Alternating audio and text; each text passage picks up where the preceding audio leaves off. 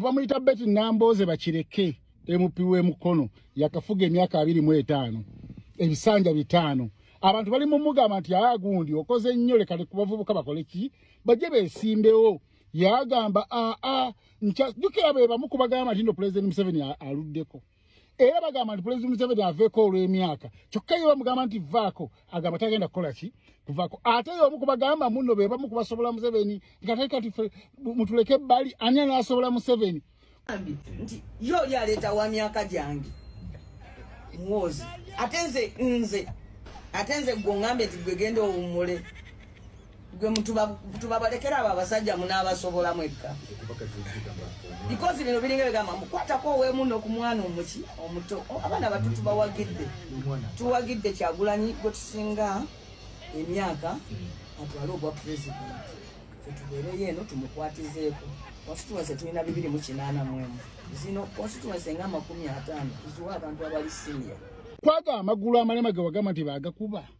tukyasobola na kutambula Museveni ogenda musobola otya ate n'ekirala oganya okulaga abantu kikyokoze wano wobadde olina okulagira abalina mukono kikyobakoledde wabula simba gamba nti ogenda bayamba okujjako Museveni osobola okulaba ebibibye ng'oyita mu maleediyo go ku TV ezo mu parliament leka ku balala bakole ki bagende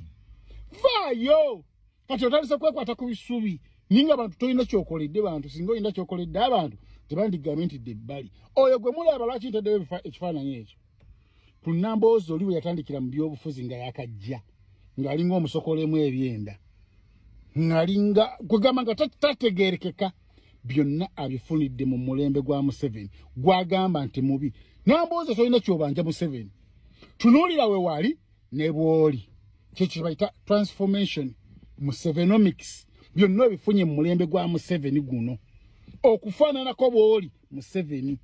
emirembe egiri mu Uganda yegikutuusiza okubanga oli bw'otyo nti temuli ntalo parliament democracy Museveni gwe yaleeta nibagamba nti kati kabalonde bamemba ba parliament bagende mu parliament kwe kubanga wasobola okugenda mu parliament mu government gy'otaalwanirira kubanga tewalwana osanga biwedde okulwana kuwedde nibagamba kati kwesimbawo n'okuba akajjiko n'oyitawo n'obanga osasulwa mu government ya Museveni democracy gwe yaleeta kiregeza transformation yo ogifunidde ku Museveni nagamba nti Musevenomics economic social transformation political transformation eyo n'enkyukakyuka y'omuntu eri positive ng'erimu omukono gwa Museveni ye Namboze kati gwe Namboze tolina kyobanja Museveni ddako wabbali n'abavubuka bajje in fact oyina nakuwagira Museveni kubanga tetumanyi kiki wandikoze oba kati wandibadde mulimu ng'okola mu butale